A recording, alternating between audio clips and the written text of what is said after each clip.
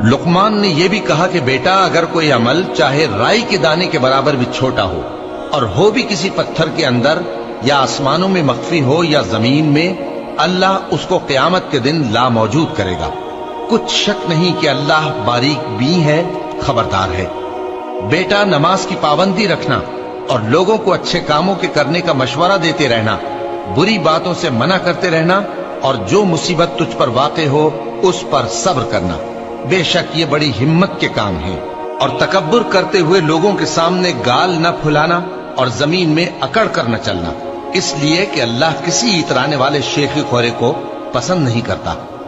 और अपनी चाल में एतदाल किए रहना और बोलते वक्त जरा आवाज नीची रखना, क्योंकि बहुत ऊंची आवाज गधों की सी है और कुछ शक नहीं कि सबसे बुरी आवाज गधों की होती है। क्या तुमने नहीं देखा कि जो कुछ आसमानों में और जो कुछ जमीन में है, सबको अल्लाह ने तुम्हारे काबू में कर दिया है। और तुम, क़यामत तो आने वाली है, उसके आने में कुछ शक नहीं, लेकिन अक्सर लोग ईमान नहीं रखते। और तुम्हारे परवरदिगार ने फरमाया है कि तुम मुझसे दुआ करो, मैं तुम्हारी दुआ कबूल करूंगा। जो लोग मेरी इबादत से अज़राह तकब्बुर कतराते हैं, अनकरीब जहन्नम में जलील होकर दाखिल होंगे। अल्लाह ही तो है जिसने तुम्हारे लिए रात बनाई कि उसमें आराम करो और दिन को रोशन बनाया कि उसमें काम करो। बेशक अल्लाह लोगों पर फजल करने वाला है, लेकिन अक्सर लोग शुक्र नहीं करते। यही अल्लाह तुम्हारा परवरदिगार है जो हर चीज का पैदा करने वाला है, उसके सिवा कोई माबूद नहीं। फिर तुम कहां से भटकाए जाते हो? इसी तरह वो लोग भटकाए जाते थे जो अल्लाह की आयतों से इनकार करते थे। अल्लाह ही तो है जिसने जमीन को तुम्हारे लिए ठहरने की जगह और आसमान को छत बनाया और तुम्हारी सूरतें बनाई और सूरतें भी अच्छी बनाई और तुम्हें पाकीज़ा चीजें खाने को दी। यही अल्लाह तुम्हारा परवरदिगार है।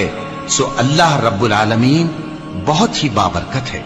वही जिंदे जावेद है, उसके सिवा कोई इबादत के लायक नहीं, तो उसकी इबादत को खालिस करके उसी को पुकारो।